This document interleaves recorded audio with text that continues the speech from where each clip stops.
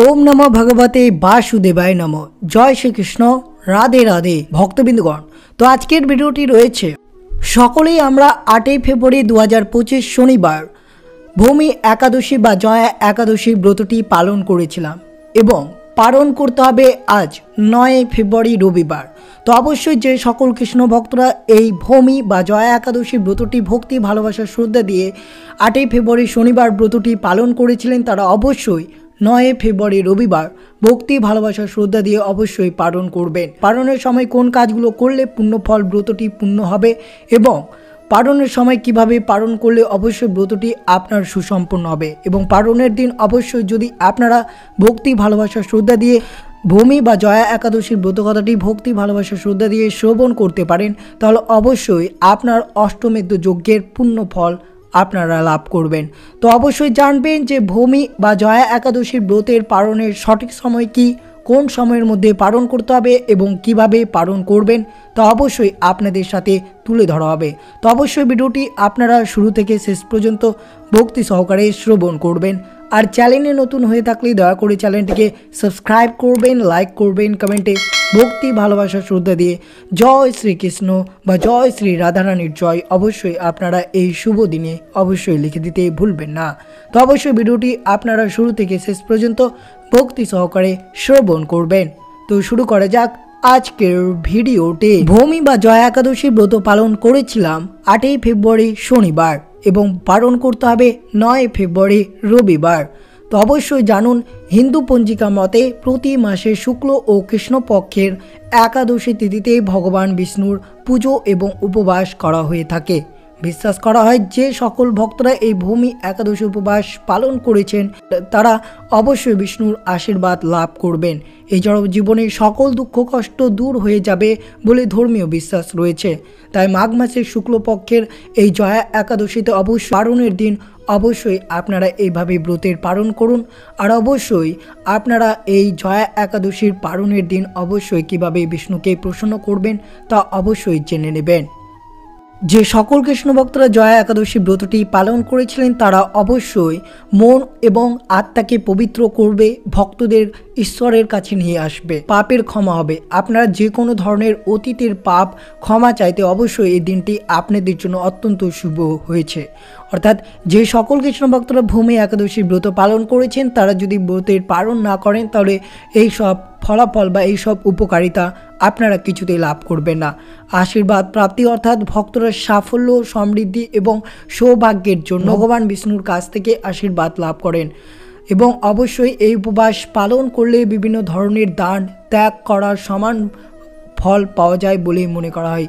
বিশ্বাস করা হয় যে জয়া বা ভূমি একাদশী ব্রতটি যে সকল কৃষ্ণ ভক্তরা ভক্তি ভালোবাসা শ্রদ্ধা দিয়ে ব্রতের পালন করবেন এবং পরের দিন অর্থাৎ আজ 9 ফেব্রুয়ারি রবিবার ব্রতের পালন করবেন তারা অবশ্যই বৈকুণ্ঠ বসবাস এবং অনন্ত আনন্দ উপভোগ করার যোগ্যতা হবে।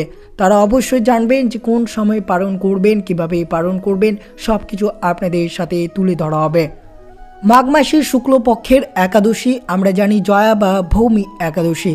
একাদশী তিথি সর্বপাপ বিনাশক, সর্বকাম ও মুক্তি প্রদায়নী। এই ব্রত যে সকল কৃষ্ণ ভক্তরা ব্রতটি পালন করবেন সে মানুষ কখনো প্রেতাত্মা প্রাপ্তি হয় না এবং যদি যে সকল ভক্তরা ব্রহ্মাজনিত পাপ রয়েছে তারাও সেই পাপ বিনাশ হবে এবং জীবনে মহানন্দে অনন্তকালে বৈকুণ্ঠ বাস হবে। অবশ্যই যে সকল কৃষ্ণ ভক্তরা এই একাদশীর দিনে অবশ্যই মনে রাখবেন পঞ্চরবি শস্য বাদ দিয়ে যে কোনো ধরনের খাবার বা যে কোনো ধরনের ফলমূল গ্রহণ করতে পারেন। দশমী, একাদশী এবং দ্বাদশীতে 3 দিন নিরামিষ আহার করবেন। অনেক ভক্ত প্রশ্ন করেছেন, প্রভু আমরা কি ব্রতের পালনের দিন কোনো আমিষ আহার করতে পারি? কিন্তু না, সতর্ক থাকবেন। আগেই বলা রয়েছে দশমী, একাদশী, দ্বাদশী এই 3 দিন নিরামিষ আহার করার কথা বলা হয়েছে। দশমীতে সকল ভক্তরা শ্রীকৃষ্ণের চরণে ফুল নিবেদন করে সংকল্প করেছেন। তারা অবশ্যই এই দিনে সংকল্প করেছেন অর্থাৎ 7ই ফেব্রুয়ারি শুক্রবার এবং 8ই ফেব্রুয়ারি শনিবার আপনারা জয়া বা ভূমি একাদশী ব্রত পালন করেছিলেন এবং পরের দিন অর্থাৎ আজ 9 ফেব্রুয়ারি রবিবার ভূমি একাদশীর পালন করবেন। তা কিভাবে করবেন অবশ্যই শ্রবণ করবেন। মনে রাখবেন একাদশীর পরের দিন অর্থাৎ পালনের দিন 9 ফেব্রুয়ারি রবিবার অবশ্যই ব্রহ্মা মুহূর্তে শয্যা ত্যাগ করে অবশ্যই সামান্যটুকু 1 বালতি জলে গঙ্গা জল মিশিয়ে তার সাথে হলুদ মিশিয়ে আপনারা স্নান করবেন। শ্রী হরির মঙ্গল আরতিতে অবশ্যই অংশগ্রহণ করতে হবে। এই কাজটি আপনাদের 2 দিন করতে হবে, একাদশীর দিন এবং পারণের দিন। অবশ্যই এইভাবে আপনারা ব্রতের পালন করবেন। পুজো করার সময় অবশ্যই ভগবানকে পঞ্চরবি শস্য ভোগ নিবেদন করে 3 বার ভক্তি সহকারে পারণ মন্ত্র পাঠ করবেন। একাদশীর ফল ভগবান সম্মুখে ভক্তি সহকারে অবশ্যই অর্পণ করতে হবে। এরপর অনুকল্প প্রসাদ গ্রহণ করে পারণ অর্থাৎ একাদশী ব্রত ভঙ্গ করতে হবে, নচেত পূর্ণ একাদশীর ফল থেকে আপনারা বঞ্চিত হতে পারেন। তো অবশ্যই পারণ মন্ত্র কি তা আপনারা অবশ্যই শ্রবণ করবেন।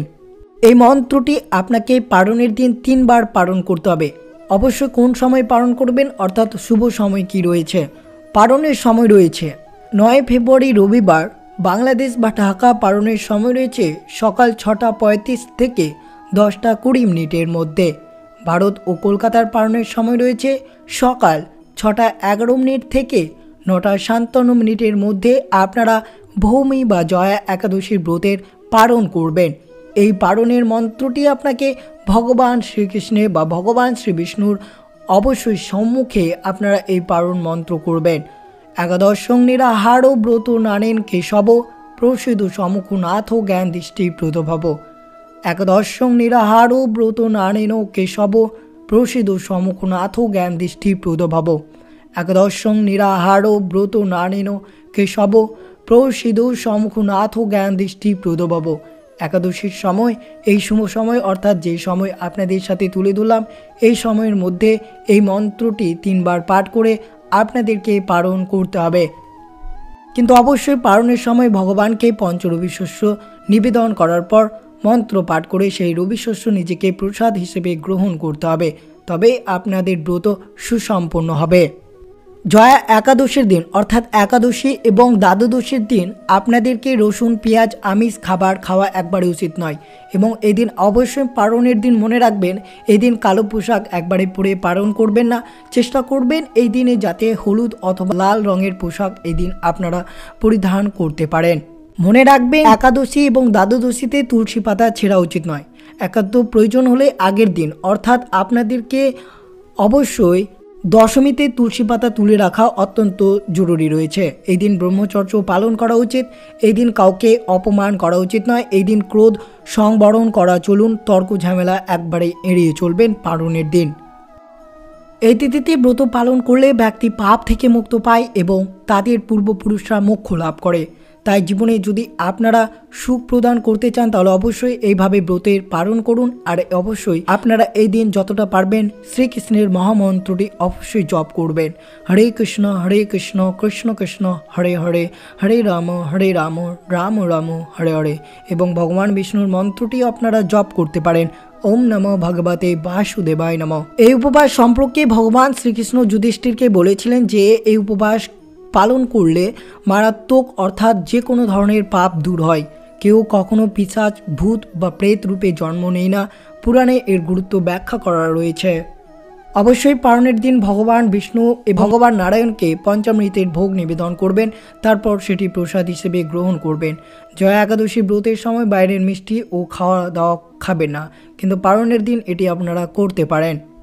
কিন্তু অবশ্যই পালনের দিন আপনাদেরকে নিরামিষ আহার করতে হবে। কোনো ধরনের আমিষ, মাছ, মাংস, রসুন, পেঁয়াজ, অ্যালকোহল, তামাক সেবন থেকে দূরে থাকতে হবে সকল কৃষ্ণ ভক্তদেরকে।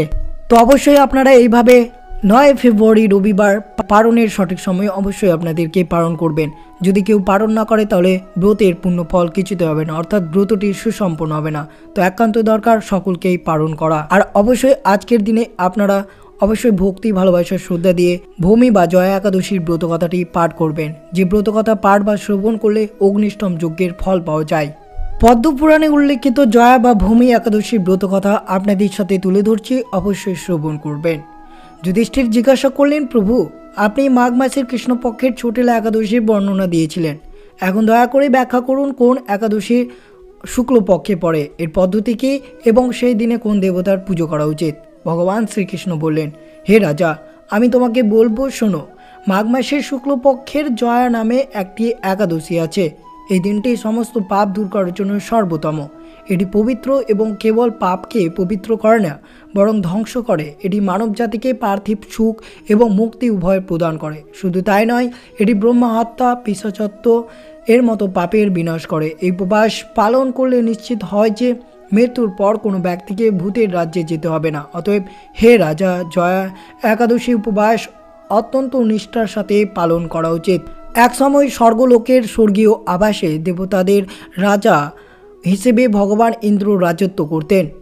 স্বর্গীয় পরাজিত বৃক্ষে ভরা নন্দন বনে অপ্সরা দেবতারা তাদের অবসর সময় উপভোগ করেছিলেন। 50 কোটি গর্দম্বদের নেতা এবং দেবতাদের বীর রাজা ইন্দ্র স্বতঃস্ফূর্তভাবে বনে একটি বিশাল উৎসবের আয়োজন করেছিলেন।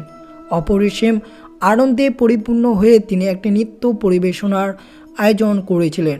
এই উৎসবে গর্দভরা সুরেলা সুর গাইছিলেন এবং তাদের মধ্যে প্রধান ছিল পুষ্পদন্ত, চিত্রসেন এবং তার পুত্র, যারা ছিলেন প্রধান শিল্পী। চিত্রসেনের স্ত্রীর নাম ছিল মালিনী এবং তার গর্ভে পুষ্পবন্তী নামে পরিচিত এক কন্যার জন্ম হয়। গর্দম্ব পুষ্পদন্তের মাল্যবানের নাম এক পুত্র ছিল। মাল্যবান পুষ্পবন্তীর সৌন্দর্যের গভীরভাবে মোহিত হয়েছিল। তারা দুইজনে ভগবান ইন্দ্রের সন্তুষ্টির জন্য নৃত্য করতে এসেছিলেন। স্বর্গীয় অপ্সরাদের সাথে গান গাইতে গাইতে এবং নৃত্য করতে করতে পারস্পরিক আকর্ষণ আরও গভীর হয় এবং তারা একে অপরের প্রতি মোহিত হয়ে পড়ে। তাদের মন বিভ্রান্তির আচ্ছন্ন হয়ে পড়ে, শুদ্ধ সুর গাইতে না পারায় এবং তাদের নৃত্য ও গানে বিঘ্নের সম্মুখীন হয়ে তারা তাদের কর্মের প্রভাব বুঝতে পেরেছিল। লজ্জায় অভিভূত হয়ে তারা তাদের শুদ্ধ পরিবেশনা চালিয়ে যেতে পারেননি। তাদের আচরণে হতাশ এবং অপমানিত বোধ করে। ক্রোধে ভরা ইন্দ্র তাদের অভিশাপ দিয়েছিলেন, হে মূর্খরা, তোমরা আমার আদেশ অমান্য করছো এবং আমার আদেশ লঙ্ঘন করছো। তোমাদের অপবিত্র কর্মের কারণে তোমরা স্বামী স্ত্রী হিসেবে থাকাকালীন পিশাচ হয়ে যাবে। ইন্দ্রের অভিশাপ পাওয়ার পর তারা উভয়ের অত্যন্ত দুঃখ অনুভব করে। তারা হিমালয় পর্বতমালায় চলে যায়, যেখানে তাদের অসুর রূপ ধারণ করে। তারা পাহাড়ের গুহায় ঘুরে বেড়াতে থাকে, হিমশীতল পরিবেশে শারীরিক অস্তিত্বের যন্ত্রণা ভোগ করে। একদিন তাদের যন্ত্রণার মাঝে পুরুষ রাক্ষস তার রাক্ষসী স্ত্রীকে বলল, আমরা এমন কোন পাপ করেছি যার ফলে আমাদের এই দুর্দশাগ্রস্ত পিশাচ অস্তিত্বে নিয়ে আসা হয়েছে? এই যন্ত্রণা নরকীয় এবং অত্যন্ত ভয়ঙ্কর এবং পিশাচজনী ও অনেক কষ্ট নিয়ে আসে। অতএব আমাদের আন্তরিকভাবে অনুতপ্ত হতে হবে এবং পাপ থেকে মুক্ত হওয়ার চেষ্টা করতে হবে। এভাবে তাদের উদ্বেগ গভীরভাবে ডুবে থাকা অবস্থায় তারা উভয়ের তাদের দুঃখের কারণে শুকিয়ে যাচ্ছিল। ঐশ্বরিক প্রজ্ঞার মাধ্যমে তারা মাঘ মাসের শুক্লপক্ষের একাদশী তিথিতে পৌঁছেছিল, যাকে সকল তিথির মধ্যে শ্রেষ্ঠ বলে মনে করা হয়। সেই দিন তারা সকল ধরনের খাদ্য ত্যাগ করেছিল, এমনকি জলও বর্জন করেছিল। তারা কোনো জীবের ক্ষতি করা থেকে বিরত ছিল, এমনকি ফল খাওয়া পর্যন্ত। ক্রমাগত দুঃখে জর্জরিত হয়ে তারা একটি পিপল গাছের কাছে বসেছিল।